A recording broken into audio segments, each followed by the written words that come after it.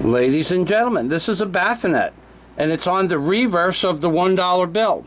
And when you fold the dollar bill, this exact configuration, you will see a Kitty's hognose bat with its wings spread over the seed pods that I call the God Pod and the Evil Seed of Death on the upper section of the dollar bill.